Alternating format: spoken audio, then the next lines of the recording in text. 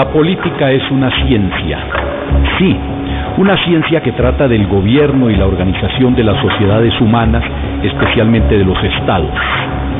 En consecuencia, los políticos son servidores públicos que tienen la misión de trabajar por el bienestar de los ciudadanos, creando leyes favorables para la gente, protegiendo los intereses de la sociedad civil. Los políticos están llamados a ser esos líderes en los que la sociedad pueda confiar. Tristemente, en Colombia, alguna parte importante de la clase política, con su comportamiento antiético, se ha ganado a través de la historia el rechazo de muchos ciudadanos. Y esa es tal vez una de las causas por las que se originaron los grupos revolucionarios armados en el país. Si el proceso de paz de La Habana llega a feliz término como todos esperamos, las FARC dejarán las armas y seguramente muchos de sus integrantes se van a dedicar al ejercicio de la política. Por lo menos eso es lo que espera la gran mayoría de los colombianos, incluido obviamente el presidente Santos. Sin tener culpa de nadie, porque la violencia aquí, hasta uno que no tiene nada, hombre. Estamos trabajándole por un objetivo muy tomado la determinación de no continuar con el proceso de paz con las FARC.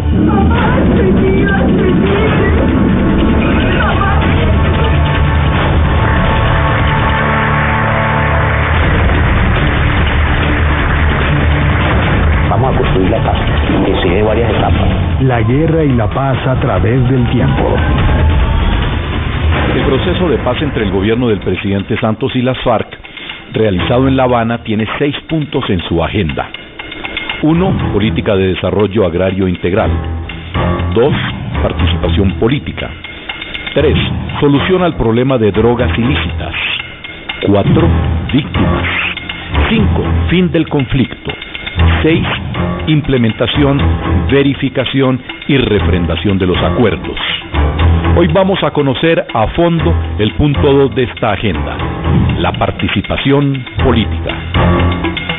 Entendemos que luego de la terminación del conflicto será necesario abrir aún más nuestra democracia, abrirla a voces nuevas, a nuevos proyectos políticos, a nuevas corrientes que enriquezcan el debate y que tengan todas las garantías de transparencia y de equidad en las reglas de juego de la política.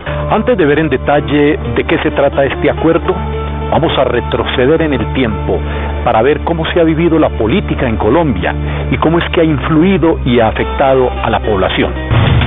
Bipartidismo. La historia de Colombia desde mediados del siglo XIX hasta el 2002 ha tenido un solo protagonista, el bipartidismo, representado en 2 grandes grupos, liberalismo y conservatismo.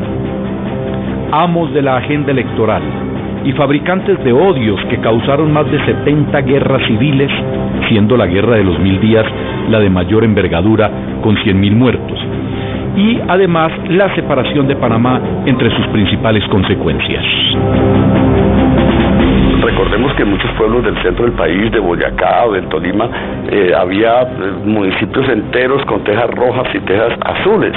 Alguna vez el doctor Augusto Ramírez Ocampo, un gran luchador por la paz que ya no nos acompaña hoy, decía que el hecho de que los municipios hubieran llegado a esa situación de tejas rojas y azules mostraba que la violencia en esos territorios había sido mucho más cruda que la que se vive ahora. Tenemos una élites políticas que llevan gobernando 200 años.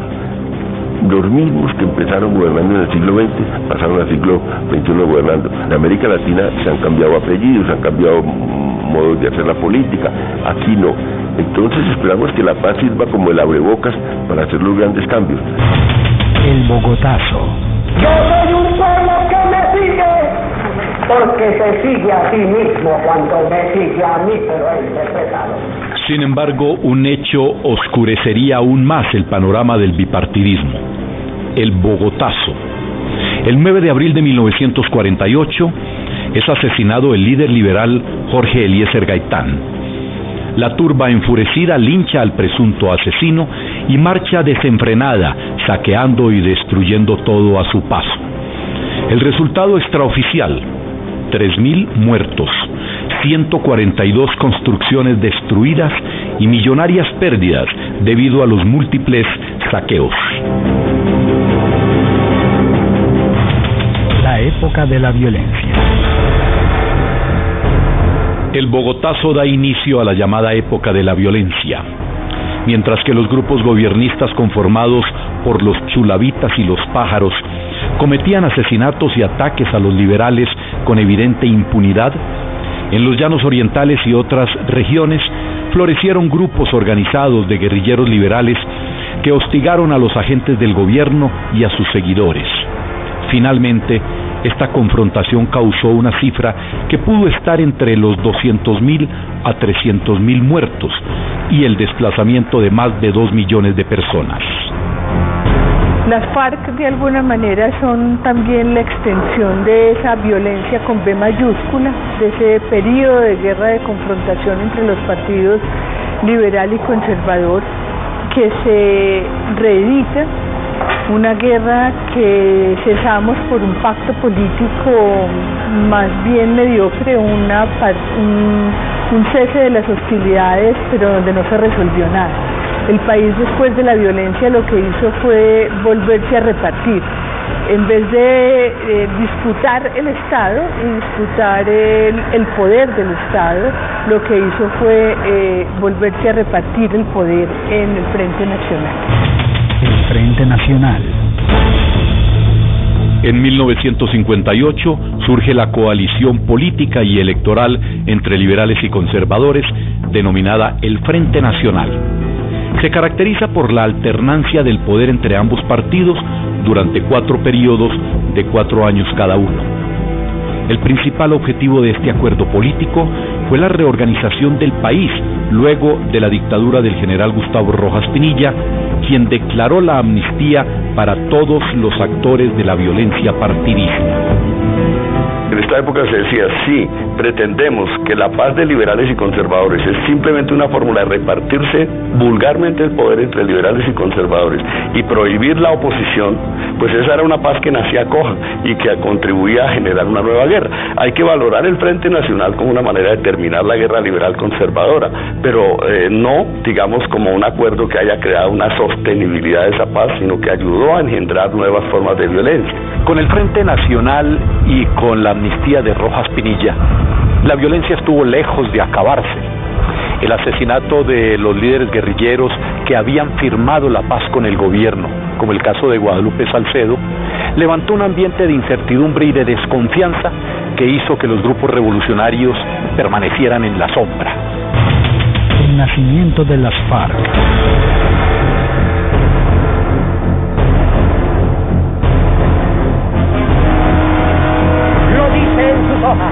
Las FARC nace en una huida de campesinos que con el tiempo se van radicalizando, campesinos perseguidos políticamente, campesinos que no tenían tierra y van buscando encontrar una manera de vivir lejos de la capital, que era donde se concentraban las instituciones del Estado, y emprenden una tarea que cada vez se va convirtiendo más política, pero con menos interlocución o con cero interlocución política. Este país ha estado cerrado a lo que no son los partidos tradicionales, ha impedido que prosperen otras formas de hacer política u otras ideologías políticas.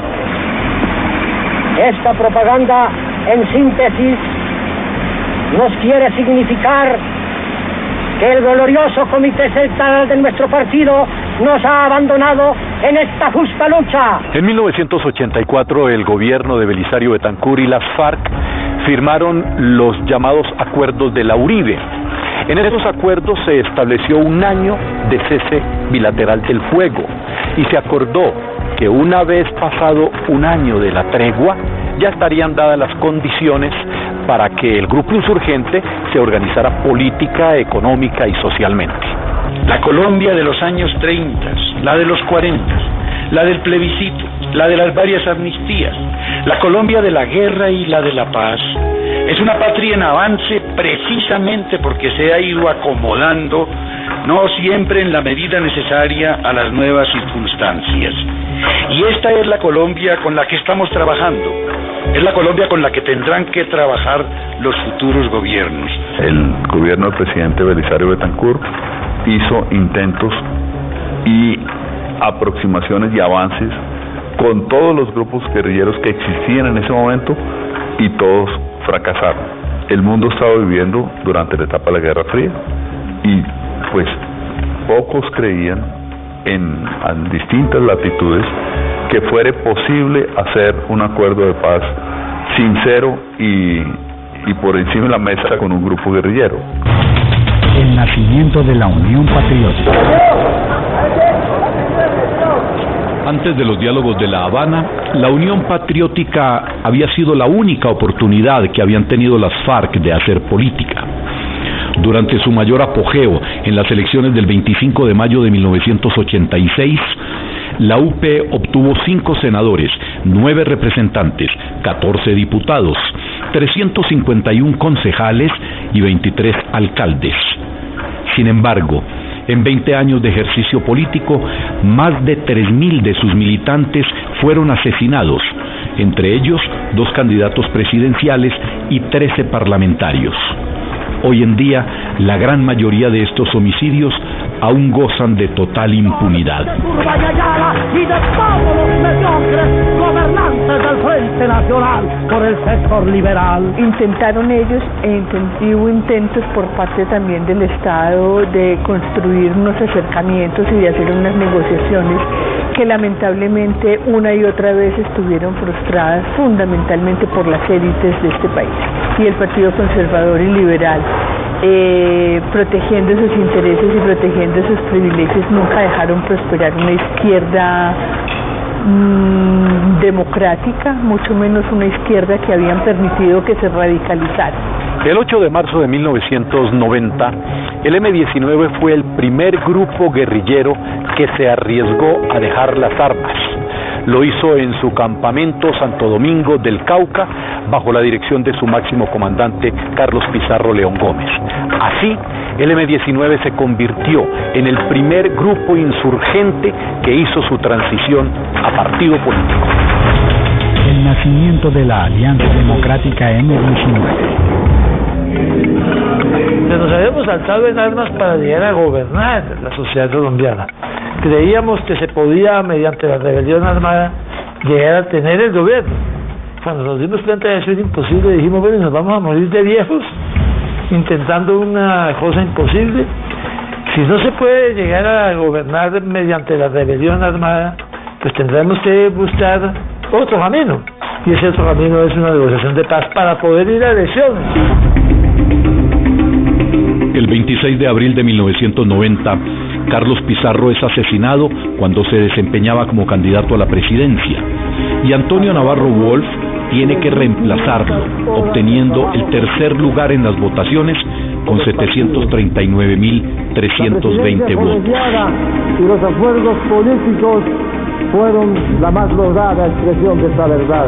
La verdad es que el caso de Carlos Pizarro fue un caso emblemático, pero fue más emblemático aún la decisión que toma Antonio Navarro, que fue una decisión en la cual él respetó un pacto muy profundo que hizo con Carlos Pizarro, y es que pasara lo que pasara, la decisión por la civilidad se iba a mantener. Y la verdad es que esa decisión de él de mantenerse en la civilidad no solo fue muy valiente, sino que nos permite hoy estar hablando del M-19 y del alcalde Petro, y nos permite hablar de otras personas también de ese movimiento, ¿no? También podrán tomar decisiones por sí mismos sobre asuntos de trascendencia. Durante el gobierno de César Gaviria, el partido Alianza Democrática M-19 se presenta a las elecciones de la Asamblea Nacional Constituyente.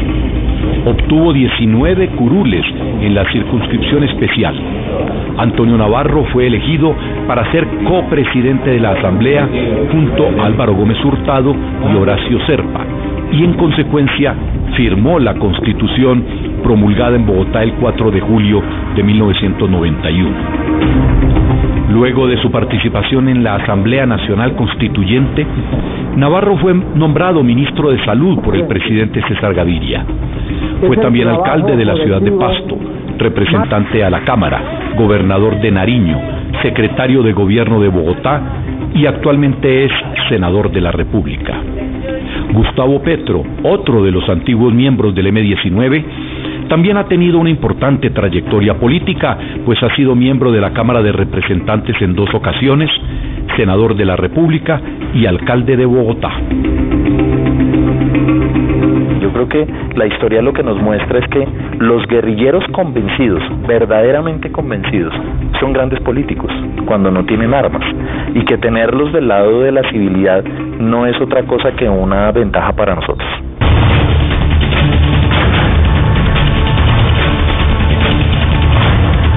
Estamos presentando La Guerra y la Paz a través del tiempo. Es el tiempo del perdón, la reconciliación y la convivencia. Yo cobro lo justo por los productos que los clientes compran en mi puesto. ¿Y usted cómo va a participar por la paz?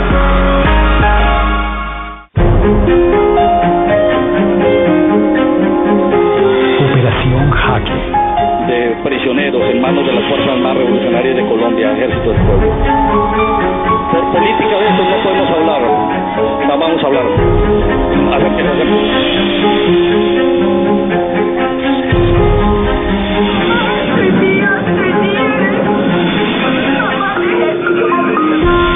La guerra y la paz a través del tiempo. Cubrimiento noticioso. Será el Gabinete de la Paz, conformado por colombianos que se han apostado con decisión a apoyar el proceso de paz. Me seguiré rodeando de los mejores.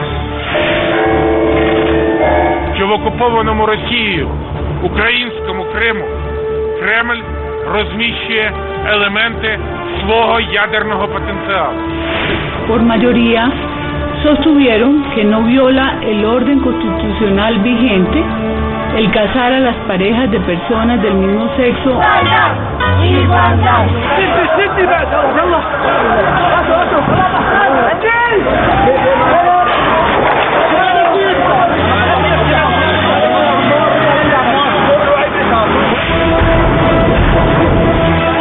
Cubrimiento noticioso en Tiempo Televisión. La Comisión de Paz del Congreso Desde Colombia no existe complot alguno en contra de ningún gobierno. Y a las 6 de la tarde les ofrecemos un completo análisis y desarrollo de los hechos que fueron noticia durante el día. En Tiempo Televisión, elige quién te cuenta las noticias. Todo el día en los principales cableoperadores del país. Indignado, triste. ¿Cómo es que se produce ese? Martes, 9 de la noche.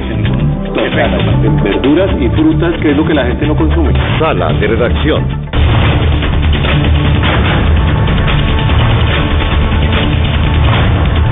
Estamos presentando La Guerra y la Paz a través del tiempo. Después de recordar cómo es que el bipartidismo ha afectado la política colombiana, cómo es que ha influido en el surgimiento de los grupos guerrilleros, y después de ver los 2 casos más representativos de participación política de una guerrilla, con las FARC y con el M-19, vamos a ver de qué se trata el punto de la agenda de negociación de La Habana que se ha denominado de participación política. Participación política. Esperamos que, desarmadas las FARC, pueda prosperar una izquierda democrática como ha prosperado en todos los países civilizados del mundo, y podamos tener también en ese acuerdo que se hizo en La Habana unas condiciones propicias para ese diálogo político. La participación política tiene que ver con la construcción y la consolidación de la paz en el marco del fin del conflicto. Necesita de una nueva apertura democrática, garantizando que el derecho a la protesta no implique la disminución de los derechos de quienes no participen en ella. Busca además la reconciliación y que la política esté libre de intimidación y violencia. El propósito general de ese acuerdo es que en Colombia podamos hacer política y que al hacer política no haya un arma que nos amenace. Este acuerdo está construido sobre 3 pilares. 1. Una nueva apertura democrática que promueva la inclusión política y permita el surgimiento de nuevas voces y nuevos proyectos políticos para enriquecer el debate como mecanismo para consolidar la paz luego de la terminación del conflicto. La primera medida tiene que ver con permitir que haya oposición política en Colombia y darle garantías a la gente que piensa diferente a los que están en el gobierno para que defiendan sus ideas y puedan buscar votantes, que es en últimas de lo que se trata hacer política. Una de las cosas que se propone en este acuerdo de paz es hacer realidad el estatuto de oposición, que no es otra cosa que fijar reglas claras para los partidos que no están en el poder. Una propuesta que no es para nada innovadora, pues la elaboración de dicho estatuto fue uno de los logros que consiguió la Asamblea Nacional Constituyente de 1991 y que desde esa fecha ningún gobierno ha tenido la voluntad política de materializarla. Hoy tenemos partidos de la izquierda, de la extrema izquierda, del centro, más de derecha, liberales, conservadores, tenemos muchas expresiones políticas, pero hoy los que no están en el gobierno no tienen reglamentada la manera en la cual se puede hacer oposición. Lo que la historia nos muestra es que en Colombia, cuando tú quieres hacer oposición política, corres un riesgo enorme. ¿Cuál es el riesgo? El primero es que tus ideas no valen, es decir, que los que no piensan como el gobierno están aislados de la toma de las decisiones. Y en las democracias más sofisticadas, las oposiciones son muy importantes. ¿Cuál es el segundo riesgo? Es decir, no solo que tus ideas no sean tenidas en cuenta, el segundo riesgo es que te maten. Asesinado por 5 sicarios el juez Tulio Manuel Castro Gil. Asesinado por sicarios en moto el magistrado Hernando Vaquero Borda. Cayó bajo las balas de los sicarios el juez Gustavo Zuluaga en Medellín. En este momento es claro que para que pueda haber participación política de la insurgencia y participación política de nuevos movimientos sociales, el principal paradigma que hay que cambiar es un paradigma que en Colombia hay que llamar con todas sus letras y se llama anticomunismo, y que desafortunadamente ha hecho parte de la educación que reciben muchos miembros de fuerzas militares, muchos miembros de cuerpos de seguridad del Estado. Sin embargo, no es la única estigmatización. En Colombia se vulneran los derechos humanos de personas justificándolos como limpieza social, de otras se justifican porque son negras, de otras se justifican porque son mujeres, de otras se justifican porque son líderes ambientales. En todos los casos, las violaciones a derechos humanos pasan por argumentos justificatorios, y lo que nosotros esperamos es que en gran medida la oportunidad de la paz sea la oportunidad para discutir sobre una forma de respetarnos en una democracia que no será pacificación de los conflictos, sino todo lo contrario, va a ser el reconocimiento de muchos conflictos que la guerra no nos ha permitido ver en el país. Es importante, en este acuerdo de participación política, promover discusiones sobre los umbrales, que son la proporción mínima de votos que necesita una lista electoral para que pueda conseguir representación política, fomentar debates sobre la personería jurídica, es decir, el reconocimiento legal de los movimientos. Hay que saber cuándo, por ejemplo, un partido que es minoritario puede tener incidencia legislativa y cuándo puede promover sus ideas de una manera directa. Y lo que acordaron el gobierno y las FARC es que se iban a hacer voy a decirlo en estos términos, unos cupos en el Congreso, que se llaman circunscripciones, así se llaman los cupos en el Congreso, unas circunscripciones de paz.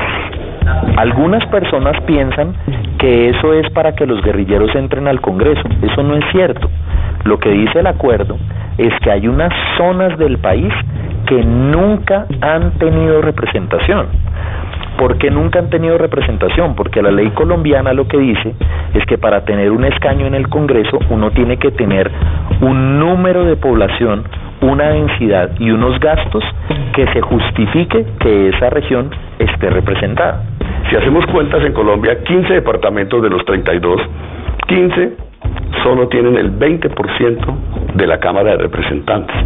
y no tienen representación en el Senado sino marginalmente.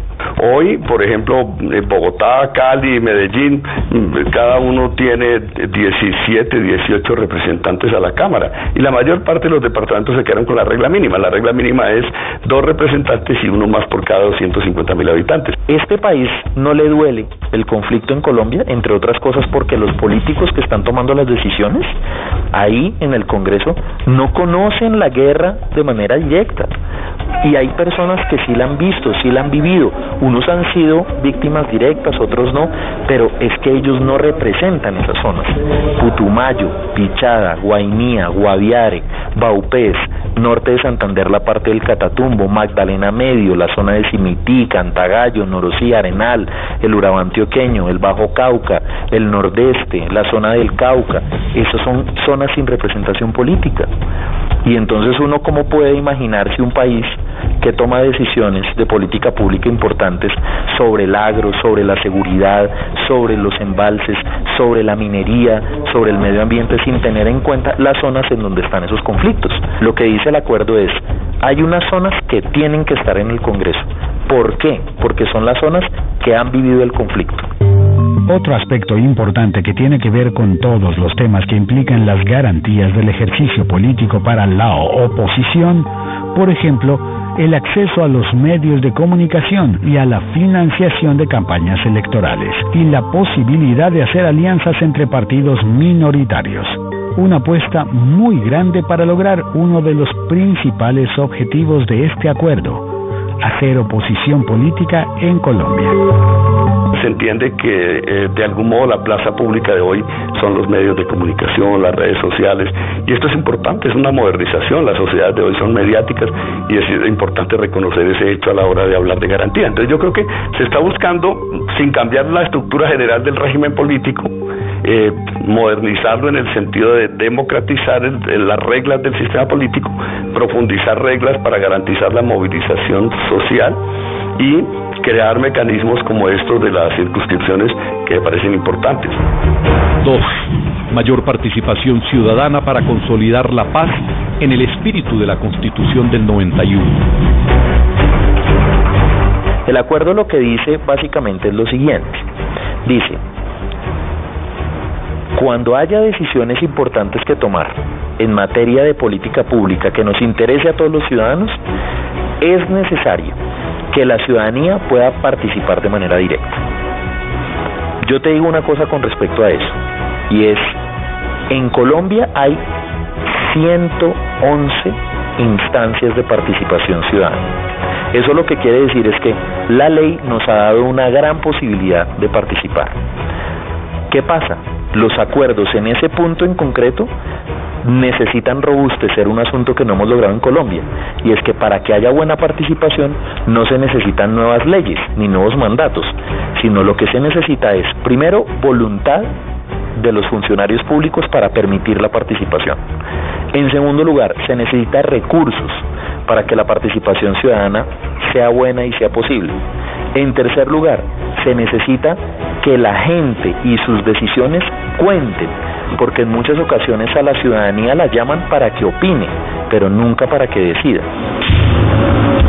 En cuanto a la participación ciudadana, el acuerdo habla acerca de la necesidad de proteger la movilización social. Existe una idea muy fuerte de generar una democracia en la cual la gente pueda salir a las calles a expresar lo que piensa. El derecho a manifestarse debe ser primordial. El derecho a que las personas protesten sobre lo que no están de acuerdo es muy saludable para las democracias, y así lo entiende este acuerdo de participación política.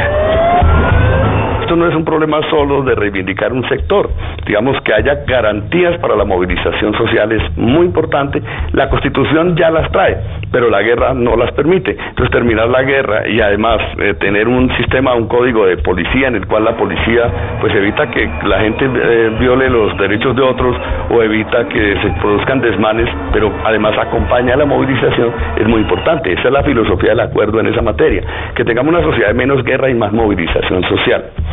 Y dos, la idea de perfeccionar el sistema político. Hay que decir algo que ya se dice en muchas partes pero que no sobra. La paz no consiste en que no haya conflictos, sino en que no se resuelvan a plomo. Y un poco lo que dice el acuerdo es que tenemos que lograr llegar hacia una democracia en la que la movilización no sea vista como un vandalismo. ¿Qué nos pasa hoy? Que hoy entendemos la movilización como un problema de orden público. Hoy entendemos eso como una gran afectación de nuestra tranquilidad. Y nosotros tenemos que llegar a un punto en el cual entendamos que eso es natural. Movilizarse es natural. Las sociedades más civilizadas tienen mucha movilización por una razón muy sencilla, y es porque en las sociedades más civilizadas la gente es más inconforme. 3. Asegurar que se rompa para siempre el vínculo entre política y armas. Lo que dice el acuerdo es: no podemos dejar las armas y defender nuestras ideas si vamos a estar pensando que nos pueden asesinar en cada esquina. Y es muy importante que el Estado se comprometa a garantizarle la seguridad a los desmovilizados. Y en ese sentido, no es un favor que nosotros le hacemos a los desmovilizados, no es una prebenda, sino es la necesidad, lo mínimo vital necesario para que ellos puedan mover sus ideas, es que ellos no sientan esa amenaza permanente. Lo primero para que no vuelva el conflicto es darle seguridad a las comunidades que han estado fuertemente afectadas por el conflicto. No dejar desprotegidos a los ganaderos, a los productores, a los campesinos que han en el pasado visto afectada su propiedad y su producción por el conflicto. En segundo lugar, darle seguridad a los desmovilizados, porque donde la violencia política continúe, allí sí que caemos digamos, en lo que uno podría llamar un repudio a los acuerdos. Hay que darle seguridad a las FARC cuando se convierta en un partido político y deje las armas, que para ellos hoy en día son su única garantía de seguridad. Ahora, nosotros hoy le estamos reconociendo a las FARC que ellos tienen un planteamiento político detrás de sus acciones, y por efectos de ese planteamiento político estamos sentados con ellos, porque estamos reconociendo que ellos no entran en nuestro proyecto de Estado, no han entrado, y por eso queremos que ellos lo hagan. Pero eso no quiere decir que para nosotros esos actos que ellos han cometido son actos que nos va a tocar muy difícil para poderlos perdonar. De modo que yo creo que es esa mezcla, ¿no?, entre el terror y la rabia lo que hace que no queramos verlos a ellos en el Congreso. En otros países en donde se ha logrado la firma de un acuerdo de paz, la participación política ha sido primordial. Y es apenas obvio, uno de los objetivos más importantes de cualquier proceso para terminar un conflicto armado es que los guerrilleros o los insurgentes cambien de piel, que se conviertan en partidos políticos sin armas, o como hemos dicho tanto en Colombia, que las guerrillas cambien las balas por votos.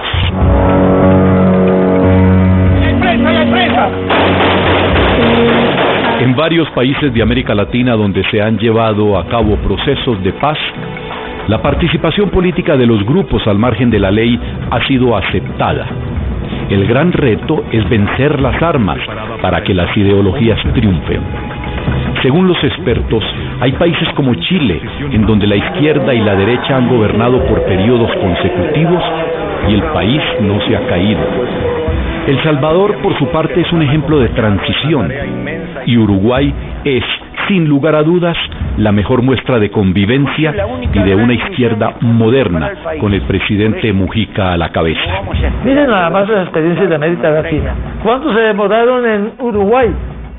Que llegó finalmente Mujica, que no es socialismo, ¿no? Todos aquí respetamos a Mujica, el expresidente uruguayo, porque es que hay diferentes alternativas en América Latina. Pero ¿cuánto se demoró? Él fue comandante de los Tupamaros uruguayos. Se demoró como 30 años en llegar a gobernar. O sea, no va a pasar nada, digamos, tremendamente distinto en los primeros años.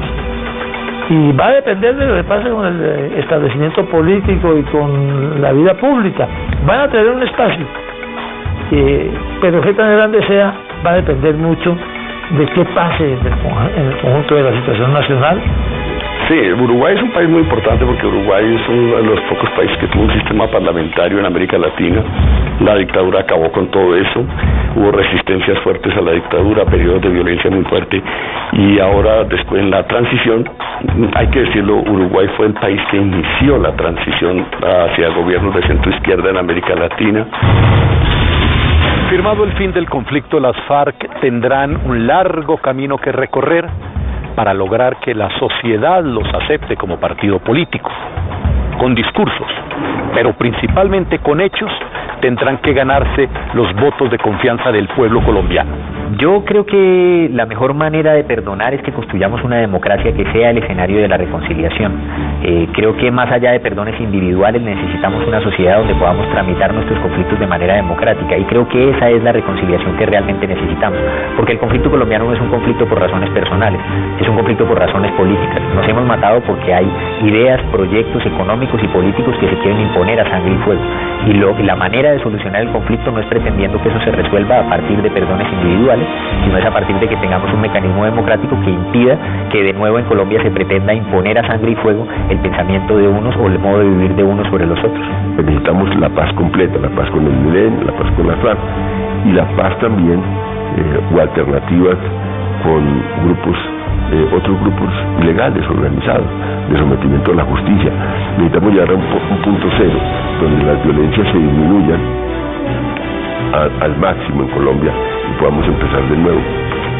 Hecha la paz, desarmada la guerrilla, sin FARC en el escenario del alzamiento armado, creo que cambia la agenda y empiezan a aparecer en la agenda nacional qué vamos a hacer frente a la desigualdad, cuál va a ser el modelo de desarrollo, cómo nos vamos a adaptar al cambio climático, y eso es un cambio de agenda muy importante para la sociedad colombiana. Probablemente ahí es cuando qué vamos a hacer frente a la corrupción de la vida pública que están dando. Un acuerdo de paz va a dejar una mejor Colombia en lo económico. ¿Por qué? Porque hacer la guerra no es producir. Ese es el principal beneficio que traería un acuerdo de paz, que vamos a tener que dejar de gastar en la guerra, en el conflicto, en la ofensiva militar contra las FARC, para poder dirigir esos recursos, de manera que podamos proveer seguridad ciudadana, seguridad para la producción y seguridad rural. Ningún proceso de paz es perfecto. Es muy complicado lograr que todos los involucrados queden 100% satisfechos o conformes con lo que se acuerda. Pero sin duda alguna, el hecho de brindarle al grupo guerrillero que deja las armas todas las facilidades para su participación política es la mejor garantía de que nunca más esos guerrilleros las volverán a empuñar. Muchas gracias. Ya nos veremos. Sin tener culpa de nada, porque es la violencia así. Hasta uno que no tiene nada, hombre. Estamos trabajándole por un objetivo muy tomado la determinación de no continuar con el proceso de paz con las FARC.